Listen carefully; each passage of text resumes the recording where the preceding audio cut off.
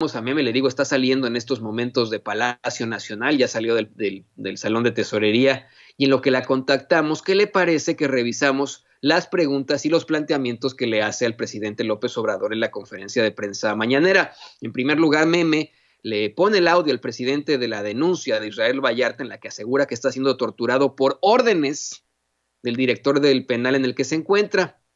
También le pidió Meme, le pregunta a Meme al presidente si va a haber posibilidad de que en esa misma oficina de la que le platicamos, que estará operando desde Palacio Nacional para evitar los abusos a los paisanos que regresan a México, también se pueden hacer denuncias sobre los consulados, porque vaya que hay denuncias en los consulados, y le plantea a el secretario de Educación Pública, a Esteban Moctezuma, pues esta situación tan lamentable de la única escuela en la Ciudad de México que reabrió. La única escuela que reabre es propiedad del magnate Ricardo Salinas Pliego. Pero bueno, vamos a las preguntas con respuesta y después las comentamos con Meme Yamel. Adelante.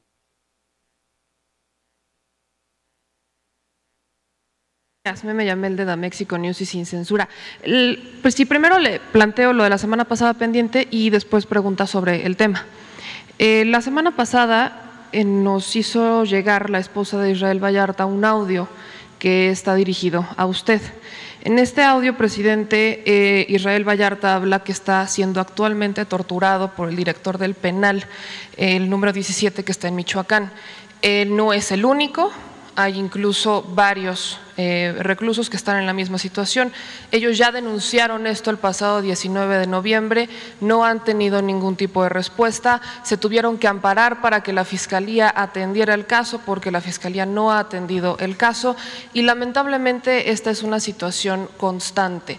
Si bien esta política de erradicar la fabricación de delitos como una política de Estado se elimina desde la silla presidencial, todavía existe en la práctica con los directores de los penales, ministerios públicos, jueces, fiscalía y demás.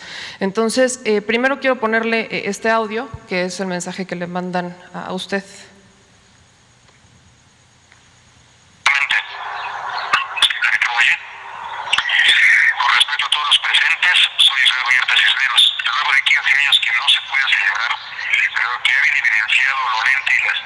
Que la justicia ha estado para mi familia y para mí, años que se sobrecargan, porque detrás de las alambradas y los barrotes las sombras se agrandan.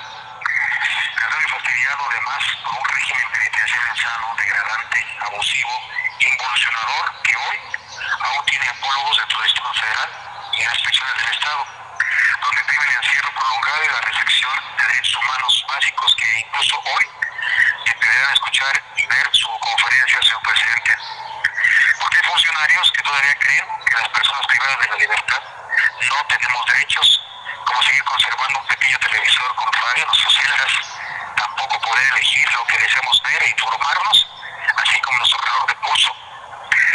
Otomía Sotil, que desde luego hace de estos 15 años, preso por un montaje, que día con día siga viviendo una película de terror interminable, siendo objeto de caprichos de funcionarios corruptos que deciden cuándo debo de consumir mis alimentos a solo un metro de distancia de la taza de baño e incluso, como lo han hecho, dejarme sin comer o, como acontece ahora, secuestrar el dinero destinado a mi tienda para que no acceda a ella y así pelear un poco de hambre, el hambre que aquí impera por la poca comida que se nos sirve. Mirando a los divertidos, a esos funcionarios públicos, cómo transcurre el tiempo para mí. Señor presidente, usted habla mucho de corrupción. Le pido, voltee a estos lugares y observe a quienes los dirigen y no pierdan la oportunidad de también transformar lo que como herencia dejó Fox y Calderón mediante una reglamentación a modo que aún prevalece y la que les permite abusar y operar impunemente a los corruptos.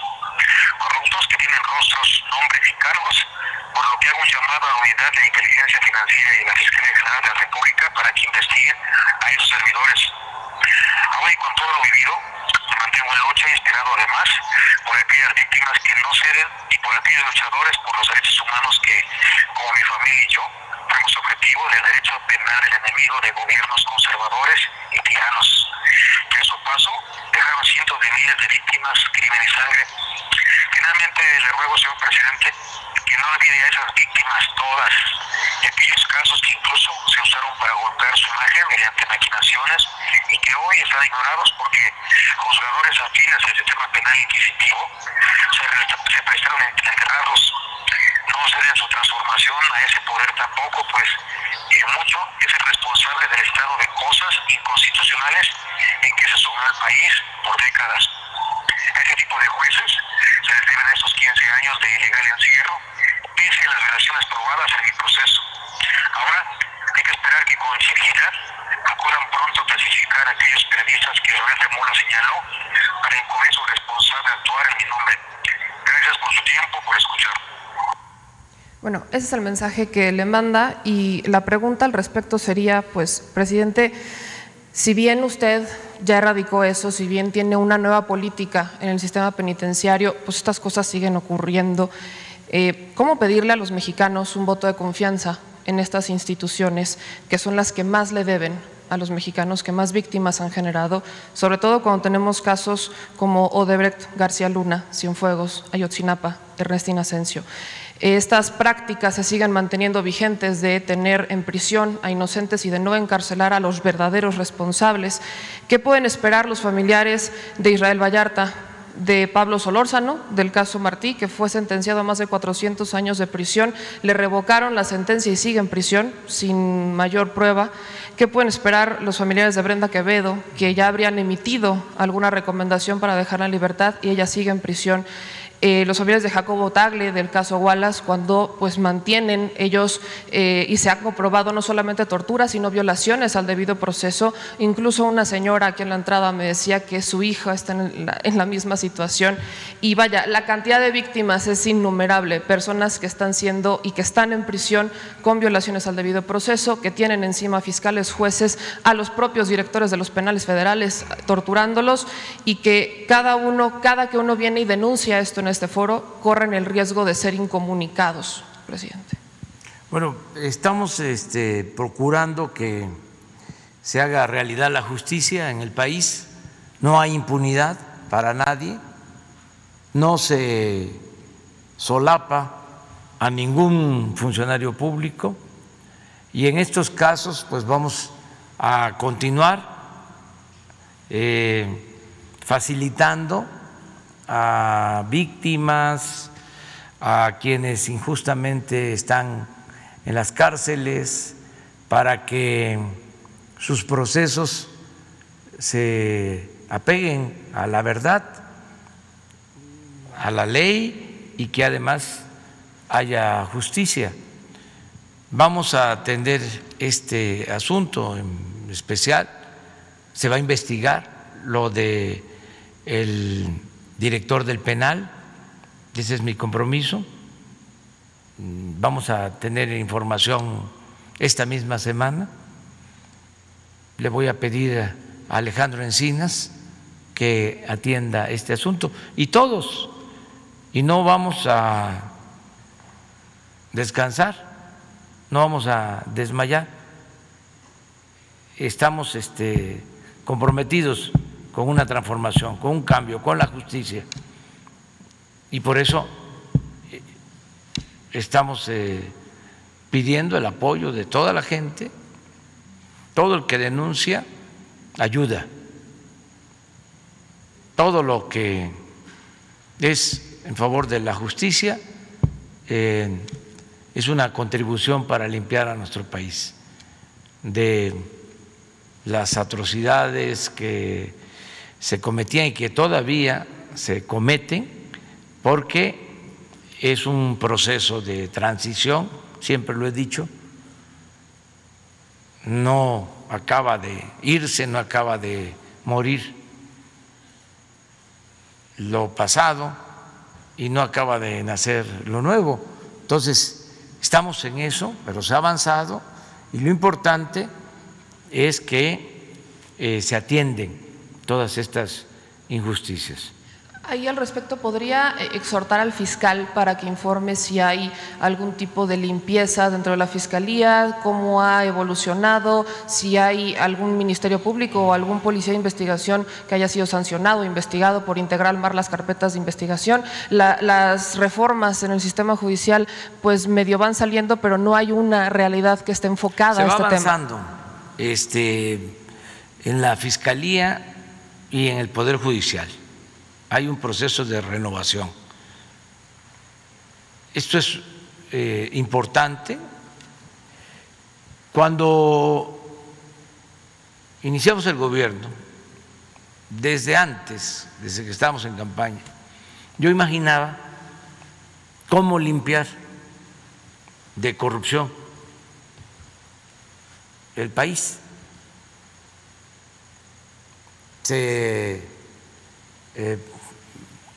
Podía ser de abajo hacia arriba o de arriba hacia abajo. En el caso de el Ejecutivo no me queda la menor duda de que lo mejor es de arriba hacia abajo, limpiar como se barren las escaleras. Y ahí vamos en ese propósito. Pero también pensé, aún con la autonomía, en el Poder Judicial. Y llegué a la conclusión de que iba a ser muy difícil también una limpia de abajo hacia arriba, jueces, magistrados, ministros, y que lo mejor y hasta donde podíamos nosotros influir en el ámbito de nuestras facultades y competencias era proponiendo, porque eso le corresponde al Ejecutivo, ministros y consejeros de la Judicatura íntegros, honestos, rectos, durante el tiempo que permaneciera como presidente, como a mí me toca proponer a los nuevos ministros conforme se van jubilando. Yo tengo que enviar las ternas al Poder Legislativo y ellos eligen. Entonces, me ha tocado proponer a 3 nuevos ministros y me va a tocar todavía uno más o 2 antes de que termine, de modo que de esa forma se puede garantizar de arriba hacia abajo que se limpie todo el Poder Judicial. Además, el órgano encargado de vigilar que actúen con rectitud los jueces y los magistrados, incluso los ministros, es la Judicatura, y existe un consejo de la Judicatura. Ahí también ya hice unas propuestas y hay gente íntegra, honesta en la Judicatura. Entonces, yo tengo la confianza de que tanto la Suprema Corte como el Consejo de la Judicatura van a ayudar a ir limpiando el Poder Judicial.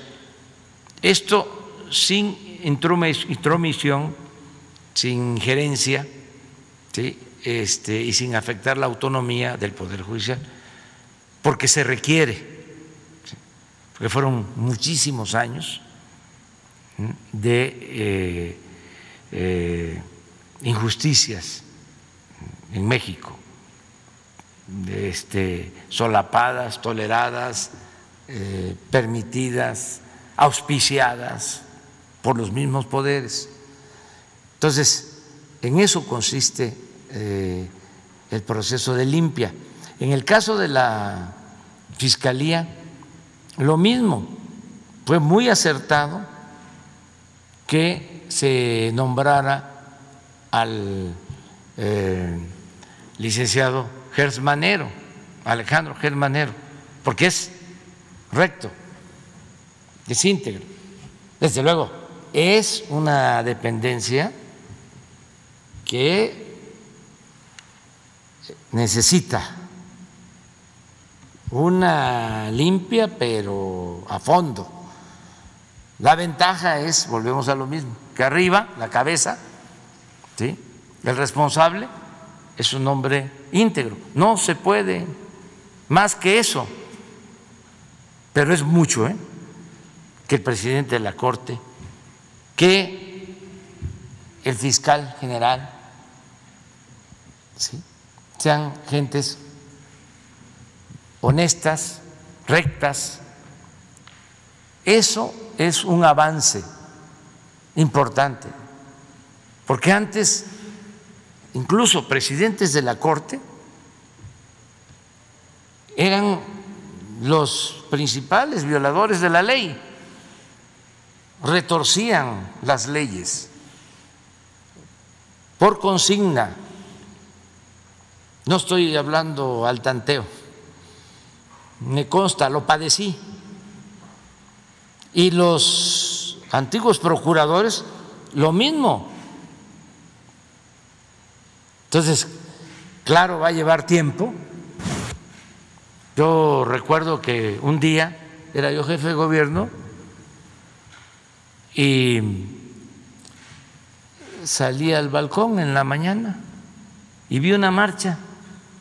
Me llamó la atención porque era una marcha de gente bien vestida. Alcancé a ver que eran muy buenos trajes y muchas alhajas.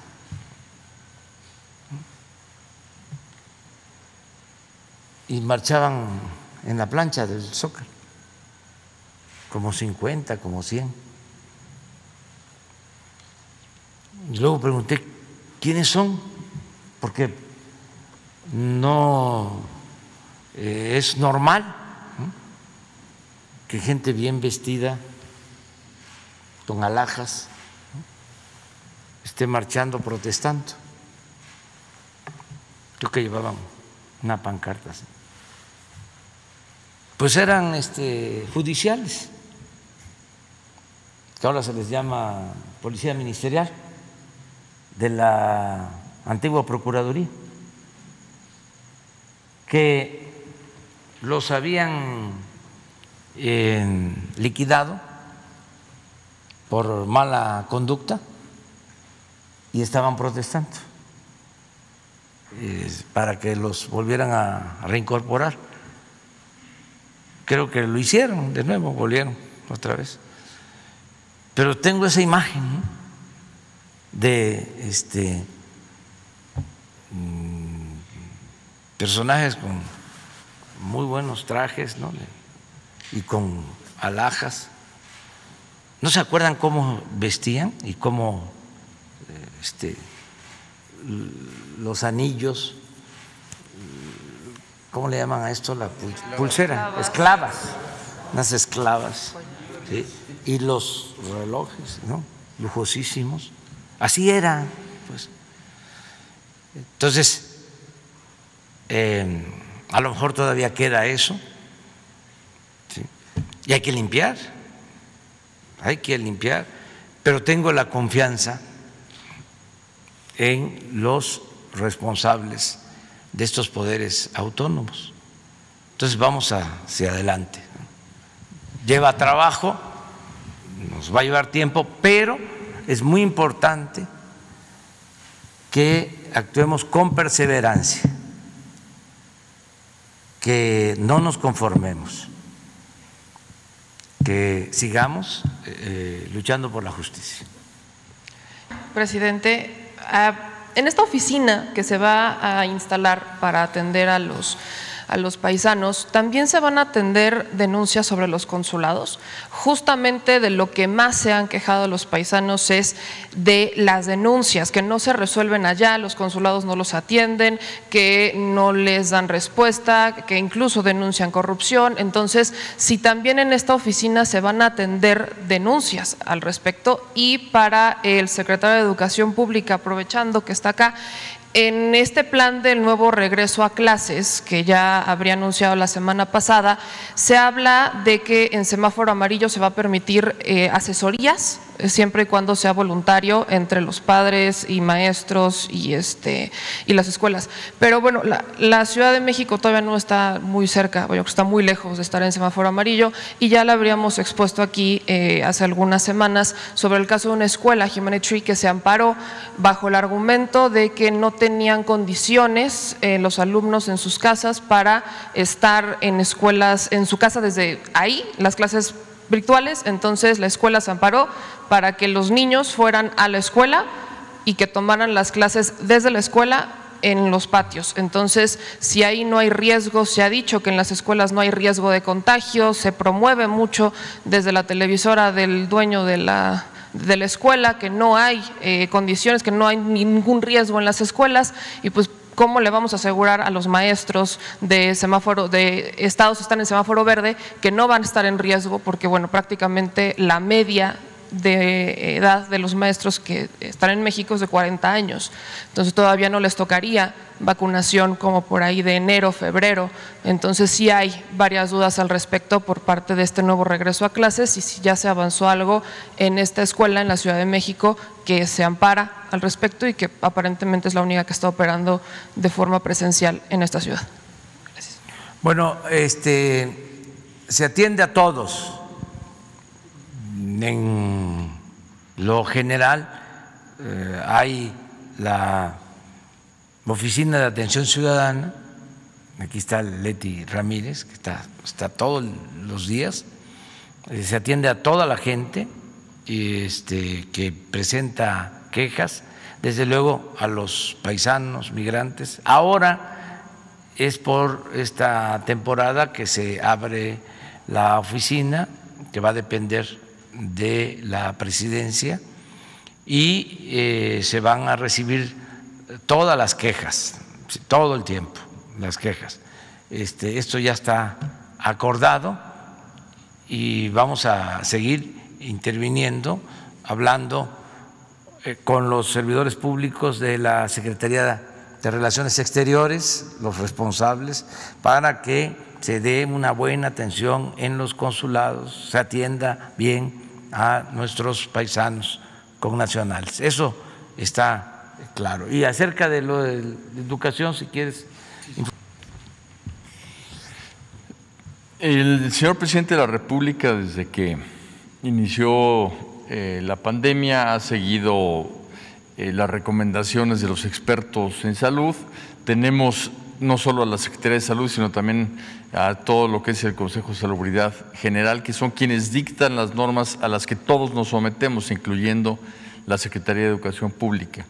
Por eso es que cuando crea este semáforo, dentro del propio semáforo queda muy claro que solamente se regresa a clases presenciales de manera ya abierta, normal, a partir del semáforo verde. Aquí el tema más importante es que si hoy abriéramos, digamos, si hoy hubiera muchos estados en semáforo verde, más o menos la mitad de la población mandaría a sus hijos a la escuela, pero la otra mitad de la población no los mandaría por decisión propia. En este sentido, hay digamos que apreciaciones bastante diferenciadas en las familias sobre lo que es seguro para sus hijas e hijos, y también de maestros al respecto. Entonces, lo que nos instruyó el presidente y estamos haciendo es, dadas las condiciones de la pandemia, brindar todas las oportunidades a la sociedad mexicana para que haya flexibilidad en este terreno. Y va a continuar educación a distancia, Aprende en Casa 2, el regreso a clases, como se planteó desde un principio, e incluso en las entidades que están en semáforo verde, como son Campeche, Veracruz y Chiapas, porque además podría llegar a suceder que un estado que está en verde, si estas fiestas de fin de año pues no cuida a la población las medidas mínimas que están recomendadas por la Secretaría de Salud y que ha hecho tanto hincapié el presidente de la República, pues entonces podrían cambiar de color, como algunos que han estado en naranja y han cambiado también en el país a rojo. Entonces, nosotros como sector educativo estamos siguiendo las indicaciones del sector salud, y con el sector salud, como hay un protocolo en donde se permiten reuniones hasta 50 personas y hay una serie de condiciones que permiten cierta actividad a nivel general, se diseñó algo que incluso viene en la Ley General de Educación, no es algo que haya surgido de la pandemia, que son los centros de aprendizaje comunitario, porque queremos que las escuelas no solo se dediquen exclusivamente a darle clases a niñas, niños y jóvenes, sino que también las instalaciones escolares, las computadoras, las canchas deportivas puedan dar servicio a la comunidad.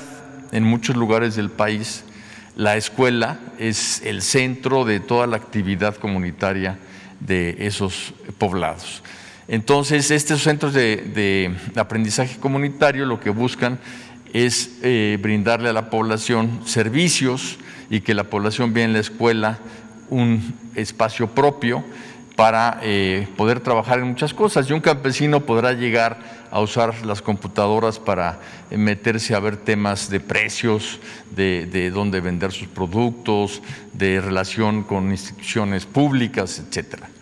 Entonces, estos centros de aprendizaje comunitario lo que son es un lugar en donde se les da asesoría a la población en general y en particular a madres y padres de familia, maestras y maestros, niñas y niños. Y entonces fue en ese sentido que se solicitó, junto con la Secretaría de Salud, por muchas escuelas del país, poder trabajar, no obstante las limitaciones de la pandemia. No son regresos a clases, son abrir la escuela para que pueda tener actividad, para que se pueda empezar también la limpieza profunda, la sanitización, para que se establezcan los consejos de salud escolar y para que se vayan preparando precisamente para que al llegar al semáforo verde puedan abrirse las actividades. Así sucedió, por ejemplo, en Chiapas.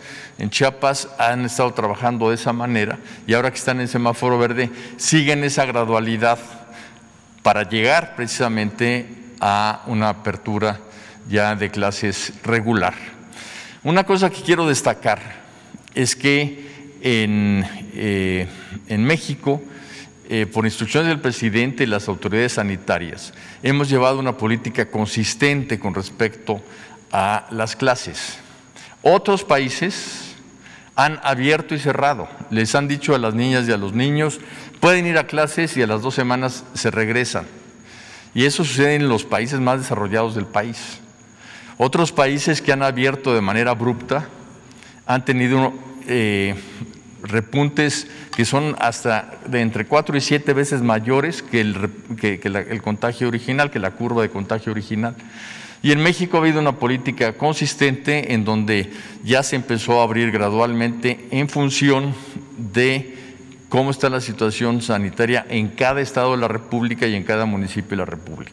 Lo que sucede en la Ciudad de México no sucede necesariamente en Baja California o en Mérida, ¿no? Entonces, tenemos que ver que en la diversidad del país hay un tratamiento diferenciado a cada lugar de la República. Y en el caso específico que menciona, en efecto, hubo un amparo que en este momento la Secretaría está trabajando para poder tener esa situación resuelta, pero es algo que está en un terreno ya judicial, no normativo, aunque se está aplicando obviamente todos los criterios que nos da la Secretaría de Salud. ¿Centros comunitarios de estas escuelas están sirviendo como centros comunitarios? Bueno, se están abriendo. Me decía, por ejemplo, el secretario de Chiapas que alrededor del 70% de las escuelas de Chiapas ya están abriendo y muchas de ellas se están abriendo en una modalidad que la propia escuela está definiendo. Una de las cosas que hemos hecho es darle mucha fuerza a las escuelas y a la decisión de los directores y de los padres de familia, porque no podemos desde el centro dictar normas que muchas veces localmente no son convenientes. Entonces nosotros somos normativos digamos en lo genérico, pero ya la forma de aplicar muchas cosas las deciden los directores y los padres de familia en estos consejos de salud escolar. Porque así como hay escuelas en la Ciudad de México que tienen 2,000 alumnas y alumnos, que tienen una gran infraestructura y que son regulares, llamémosle así, pues hay escuelas en el país que tienen 10 estudiantes en total y que esos 10 estudiantes son de diferentes grados y que tienen un solo maestro, ¿no? Pero hay lugares así que el pueblo decidió cerrar totalmente la comunidad y no se puede entrar, entonces no hay un solo contagio. Y ellos son los que nos pidieron poder empezar a trabajar bajo ciertas medidas que la propia Secretaría de Salud nos autorizó. Bueno, y ya tenemos con nosotros a nuestra querida Meme Yamel. Meme, muy buenos días. Antes de cualquier cosa, pues consigues ponerle al presidente López Obrador la grabación de Israel Vallarta, una grabación en la que Israel Vallarta le denuncia directamente al presidente López Obrador una serie de torturas que aparentemente, presuntamente estarían siendo dirigidas por, valga la redundancia, el director de ese penal. Buenos días, Meme, ¿cómo estás? Hola, Toñito, buenos días, ¿cómo estamos? Pues sí, teníamos ese pendiente con el presidente de mostrar este audio desde el viernes, es lo que teníamos como compromiso que asumimos desde la semana pasada, cuando Mari, la esposa de Israel Vallarta, nos va a hacer llegar. Esta situación es complicada porque de lo que menos se ha visibilizado en la mañanera es sobre los casos de fabricación de delitos que en administraciones pasadas habría sido una política de Estado. Esta fue instaurada desde el sexenio de Vicente Fox por instrucciones expresas de Marta Sagún. En la administración de Calderón esa política se utilizó para legitimar la presidencia de Felipe Calderón, y para la administración de Enrique Peña Nieto se continuó para cumplir los compromisos con la administración pasada. Entonces, hay muchas personas, eso es lo más grave, es que hay muchas personas que están bajo esta misma política en la que se fabricaron delitos para cumplir en algún punto con conflictos de privados que tenían pues privilegios, conocían a alguien en el presidente, alguien cerca del presidente, y posteriormente fue continuando solamente para tener algo que presumir en la administración de Calderón. Entonces, cuando a mí me hacen llegar este audio, se exhibe una denuncia que habría hecho Israel Vallarta el 19 de noviembre, en la que habla de torturas de las que está siendo actualmente víctima. Esta denuncia es acompañada con otras 2 personas que están bajo la misma situación, y hablamos del director del penal del Ceferezo número 17, que está en Michoacán. Este Cerezo es federal, y una de las políticas del presidente habría sido la de cerrar penales estatales y pasarlas a los federales, cosa que ocurre aquí, ¿no? Acordémonos que Israel Vallarta estaba en el penal de Puente Grande, que lo cierran y lo trasladan entonces a Michoacán. Ellos desde un inicio habrían solicitado un amparo para que no lo trasladaran a este penal en Michoacán. Desde un inicio venían arrastrando problemas porque no se habían respetado a los pacientes, a los enfermos, a los que tuvieron COVID y demás. Entonces, pues esto sigue vigente. En este penal particularmente, el director del penal, no solamente hablamos de que les lleguen medicinas, o les quiten documentos, o les quiten dinero, o les quiten artículos personales, hablamos que los mantienen incomunicados, hay restricción de la movilidad, porque justamente los aíslan por 22 horas en condiciones bastante deplorables, en espacios muy chiquitos donde no se pueden mover. Y aparte hablamos de que estaría comiendo a 1 metro, por mucho, de la taza del baño. Entonces, este tipo de cuestiones que se sigan dando es lo que exhibe que aunque la política pues decirle a estos prisioneros que son culpables de fabricación de delitos se ha eliminado desde la silla presidencial, en la operatividad siguen operando bajo este esquema muchos, desde el Poder Judicial, jueces, ministros, ministerios públicos, fiscalías y los directores de los penales.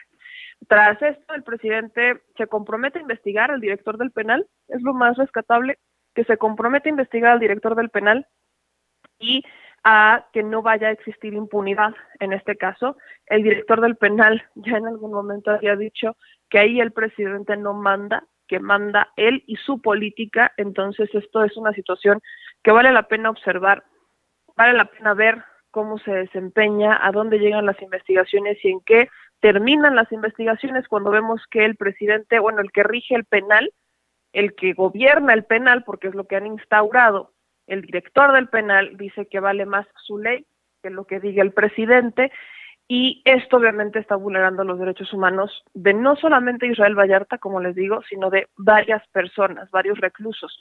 Y es una situación que es muy similar porque ocurre en otros penales, ocurre con otros prisioneros, sobre todo con aquellos que fueron víctimas de la fabricación de delitos. Parece que hay una consigna.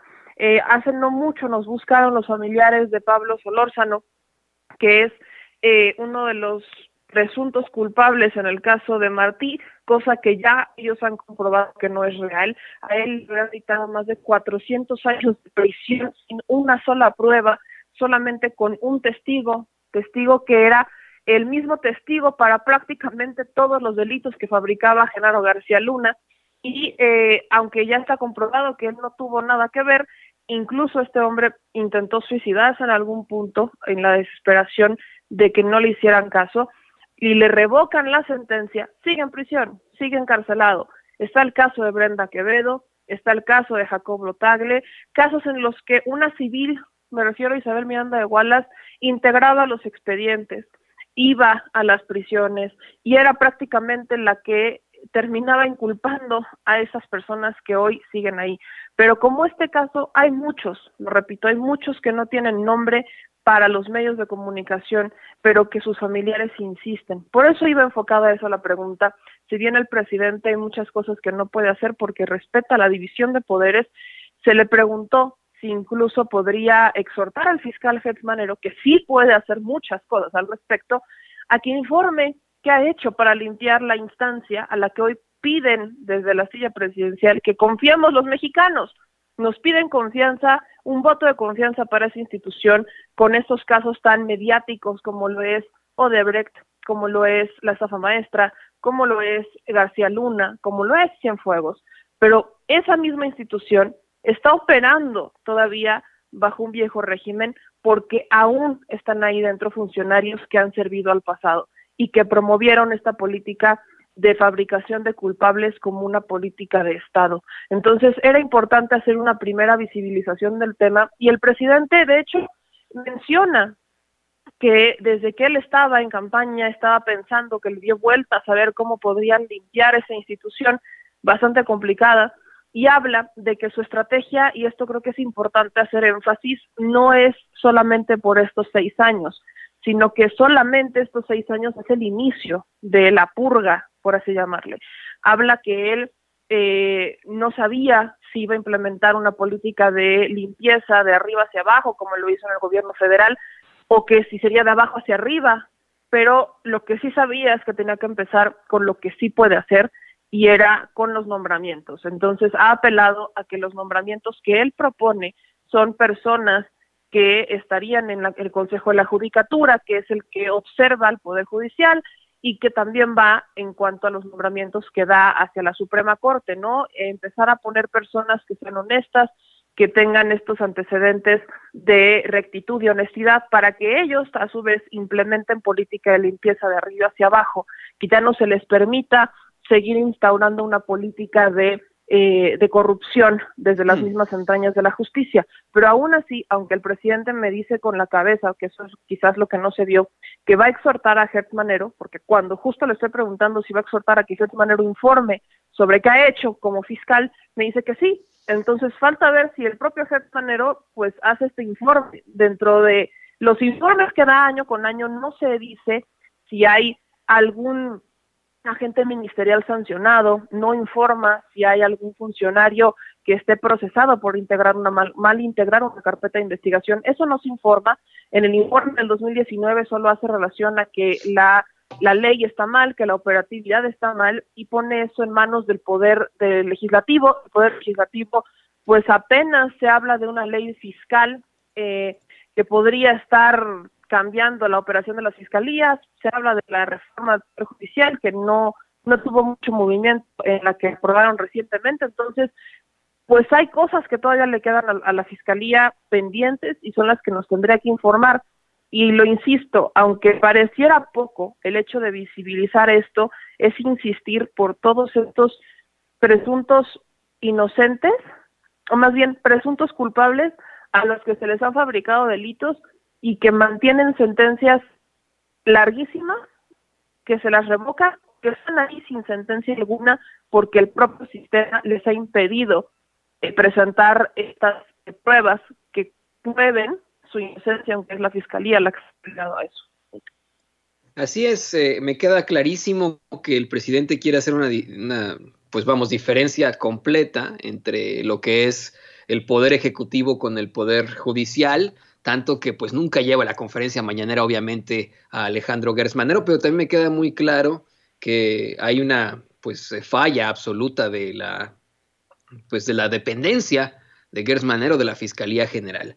Meme, también le planteas al presidente sobre los consulados en los Estados Unidos, la serie de irregularidades. El presidente da a conocer hoy que habrá una oficina desde Palacio Nacional desde la que se estarán coordinando los esfuerzos para poder ayudar a los paisanos que regresan a México, evitar que se enfrenten a abusos, a más consecuencias, y le pregunta si esta oficina también podría enfrentar las denuncias en los consulados, denuncias que nos llegan a Sin Censura constantemente. Así es, son denuncias que nos llegan constantemente, que insisten en que es el consulado el que al final pues, no saben ni siquiera para qué está. El consulado termina remitiéndolos a México y entonces se dicen, ¿para qué existe el consulado? Si yo todavía tengo que hablar a la oficina en México para que me resuelva, se supone que es el consulado el que lo tendría que hacer, y desde ahí se ha fomentado muchísima corrupción. Entonces, son tantas las denuncias que la pregunta creo que aquí era no solamente sobre estos paisanos que vienen, sino si se atenderán denuncias al respecto con los trámites y pendientes que tengan. El presidente dice que sí, que se van a atender todas estas denuncias, pero ojo, esta es una oficina temporal, solamente estará por esta temporada, entonces no sabemos si dependiendo los resultados el presidente decida implementar esta oficina por tiempo completo. No creo, porque de hecho hace relación a la oficina que tiene Leticia Ramírez, el área de atención ciudadana, a que esa oficina es la que recibe denuncias todo el tiempo. Entonces ahí lo que tendríamos que ver es cómo va a funcionar y que estas denuncias pues no nada más se promuevan, sino que se les llegue a resolver. El presidente vuelve a decir que va a reafirmar este llamado que hace a los funcionarios de la Secretaría de Relaciones Exteriores para que ellos pues no malatiendan, sino que hagan su trabajo, y creo que es insistir en el tema, que no se hagan guajes y que no crean que no los estamos observando, sino que las denuncias se sigan llevando a este foro de la mañanera. Así es importante que la gente pueda enfrentarse a este tipo de situaciones en la voz de los corresponsales, porque ese foro es de todos, ese micrófono es del público de Sin Censura, del público que nos ve y que nos escucha en las redes sociales. Meme, por último, le planteas al presidente y al secretario de Educación Pública, Esteban Moctezuma Barragán, esta idea del regreso a clases opcional con el semáforo amarillo, pero creo que lo que llama más la atención de esta pregunta que les haces es el planteamiento sobre la escuela en las lomas de Chapultepec del magnate Ricardo Salinas Pliego, una escuela que se han parado al decir que pues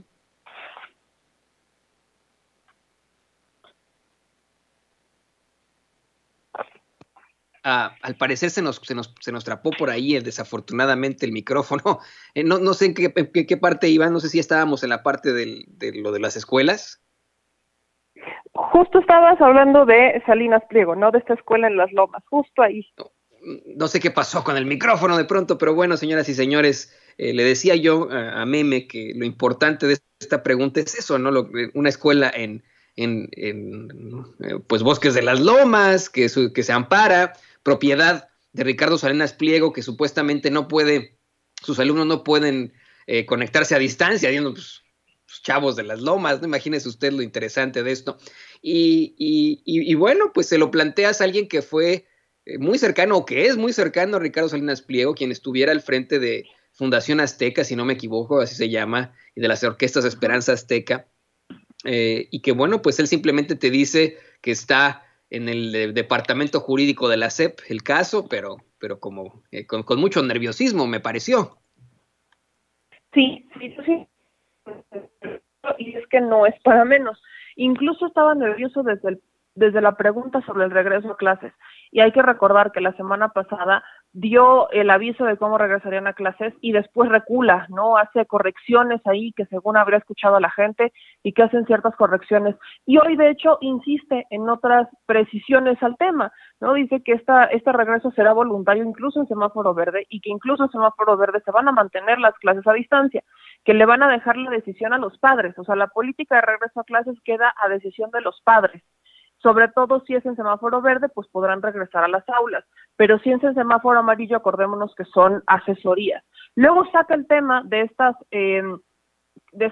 escuelas comunitarias, no tiene ninguna lista, dice que apenas están abriendo, aunque se habían implementado desde que estamos en la pandemia. Entonces aparentemente no hay mucho orden, o no quieren hablar mucho del tema, o lo están llevando con pincitas. Pero insisto, le dejan todo al papá, ¿no? El papá o la mamá es el que va a decidir si el niño regresa a clases o no. Y aquí viene la pregunta más complicada cuando hablamos de Salinas Pliego. Es un tema que lo dijimos el 11 de noviembre, se presentó en la mañanera ese día y se le pregunta ahora a Esteban Moctezuma con tiempo, pues, ¿qué ha pasado? Su respuesta fue que es un tema jurídico, ¿no? Que ahora está en el área jurídica, nos da a entender que está en pleito legal, porque efectivamente, si estuviéramos en semáforo amarillo, pues estaría en todo su derecho, porque entraría dentro de la categoría de asesorías, por cómo se amparó la escuela de Salinas Pliego. Pero la Ciudad de México está muy lejos de estar en semáforo amarillo y creo que lo dejamos muy claro. O sea, la Ciudad de México solo nos falta que lo declaren. O sea, estamos a un suéter de distancia de que declaren que estamos en semáforo rojo, pero podemos decir que estamos en naranja rojo guinda, y en esta ciudad no deberían de estar esas posibilidades abiertas. Lo curioso es que no se están parando una escuela en Iztapalapa, no se están parando una escuela ni siquiera en la región conurbada, donde podríamos decir que existen menos posibilidades o que los papás tuvieron que vender la televisión. O sea, vaya, no están amparando una escuela en el Estado de México, en una región en donde tenemos conocimiento que los papás vendieron la televisión porque no tenían dinero para comer. Se están parando una escuela de Las Lomas. Y el argumento es que no tenían condiciones en su casa para estudiar a distancia a los niños y que por eso van a estudiar a distancia a su escuela. Ese es el problema. Y se remite a decir que está en pleito legal, ¿no? Y que ahí está, ¿no? Que se fue un tema jurídico que ya no es normativo. Pues lleva en pleito legal un mes, más de un mes, y pues a ver qué pasa, ¿no? Parece que Salinas Pliego esa estrategia de irse a pleito legal le ha quedado muy bien, como ha sido con los impuestos y como aparentemente también será en el tema de la escuela. Y la verdad es que pensándolo así, con la cercanía que existe entre Esteban Moctezuma y Ricardo Salinas Pliego, considerando incluso que Ricardo Salinas Pliego es parte de este equipo de empresarios que pues forman el equipo de consejeros económicos, empresariales del presidente López Obrador, pues yo creo que sería a una llamada, ¿no? Te dice Esteban Moctezuma en la conferencia mañanera que esto está en la parte jurídica de la SEP, pero pues vamos, yo digo, si fue el caso entre tú y yo, por ejemplo, que tú y yo nos conocemos, pues tan fácil como decirle, echarte una llamadita, oye, Meme, no seas mala onda, no abras tu escuela en medio de la pandemia, ¿no? Pues más que eso, es simplemente nos debería de asistir la razón. O sea, porque incluso si Esteban Moctezuma operara dentro de él, no importa seas quien sea, si es mi amigo o no es mi amigo, si pensamos en esa temática, deberíamos quizás entender que se respetarían las reglas, pero no ha pasado. No podemos hablar de un amiguismo, ni mucho menos, ni siquiera por la cercanía entre uno y otro, pero debería de respetarse, sea quien sea, qué es lo que dice la ley. Y si se ha prohibido que abran las escuelas en semáforo rojo y en semáforo naranja y en semáforo amarillo, si hay una escuela que está violando eso, algo debería de estar pasando. Y ahí es donde no importa si es tu amigo o no es tu amigo, si es tu ex jefe o no es tu ex jefe, no importa la relación que exista, tienes que aplicar la norma. Y la norma no la han aplicado, se ampara. ¿Por qué se le dio oportunidad? ¿Qué vacío existe en la reglamentación que le permite a esa escuela ampararse y no le permite a una escuela que efectivamente no tiene condiciones ampararse? ¿En dónde está el privilegio? Creo que esa es la parte que incluso debemos de analizar. Particularmente aquí la temática es que está en el área jurídica y ahora son los abogados los que van a decidir ahí qué pasa. Así es, y bueno, pues siguen las demandas, siguen los amparos, y a ver en qué concluye todo eso. Meme, ¿por qué no nos compartes tus redes sociales? En unos momentos nos estaremos enlazando una vez más con Meme Yamel, aquí en Sin Censura, el programa ya en forma con mi compañero y amigo Vicente Serrano, pero antes, ¿qué te parece que nos compartes tus redes sociales, tu canal, para que la gente te vea en otras plataformas? Claro que sí, Tonito. Me pueden encontrar como @memeyamelca en Facebook, Twitter, YouTube y también en Instagram. Y obviamente también nuestra página Da Mexico News, ahí nos pueden encontrar en damexico.news o en redes sociales, Da Mexico News 1 en Twitter, Da Mexico News en Facebook, y pues ahí estamos pendientes, Toñito, y sí, nos escuchamos al ratito ya en el programa En Forma, y hay que seguir alzando la voz por aquellos que confían en nosotros. Así es, querida Meme Yamel, y te agradecemos como siempre estar ahí al pie del cañón, enfrentándote en las trincheras. No sé si supiste, pero fuiste criticada por los mismos de siempre, por varios personajillos ahí que no tienen ni seguidores ni nada y que actúan como achichincles de los achichincles en los medios de comunicación tradicionales.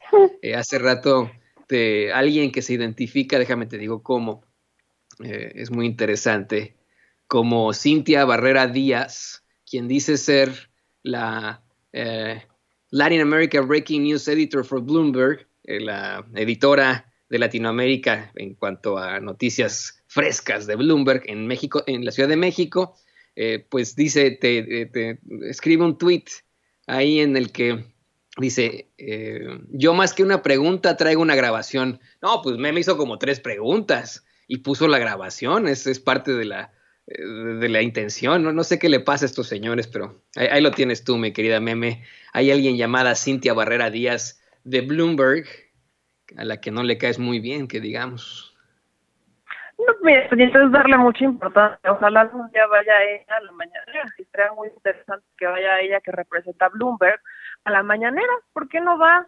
Tantas preguntas que tienen sobre la parte económica, son expertos en análisis de data y han fallado en el análisis de data. Entonces, pues no sé, yo tengo como un conflicto con estos corresponsales de medios extranjeros en México que están desde sus oficinas, sepa dónde, o desde sus casas, sepa dónde, informando y analizando. No los veo yendo al lugar de la noticia, no los veo yendo a Iztapalapa en tiempos de COVID, no los veo yendo a Iztacalco, no los veo cubriendo las denuncias, no los veo atendiendo, bueno, sí, atienden a los intereses que les mandan los cheques.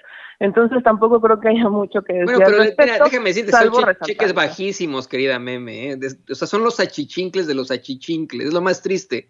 La mayoría de ellos están subcontratados. Conozco al monstruo, pues he vivido en sus entrañas tantos años en los medios de comunicación tradicionales. Sí, tienen un puesto en Bloomberg o en TV Azteca o en donde usted quiera, pero están subcontratados, no les dan seguro social, no les dan vacaciones, o sea, le dicen, bueno, te voy a dar chance que te vayas 3 días de vacaciones, pero los tienes que regresar con trabajos forzados después, los super explotan, los super over explotan una y otra vez, y los tratan mal, a pura peladez, para que les den deja todos esos cheques, un salario miserable, ¿no? A los pobres, y ahí salen, ¿no? Ahí defendiendo a los poderes fácticos, como se le llama, ¿no? Defendiendo a sus empresas. Pobrecitos, a mí me da mucha tristeza. honestamente a veces siento mucha pena por ellos. Bastante, de hecho hay que decirlo, bastante penosa situación, entonces lo rescato, no hay mucho que darles importancia, pero creo que sí es importante solamente decir que qué pena estar en su situación y qué benditas sean las redes sociales y la independencia. Así es. Y pues bueno, Meme, como siempre, buen trabajo, tú sí eres una verdadera periodista, en efecto, lo celebro y celebro lo que estás haciendo. Muchísimas gracias y todo mi cariño para ti como siempre. Muchas gracias, Toñito, estamos al pendiente. Estamos al pendiente de la querida Meme Yamel. Señoras y señores,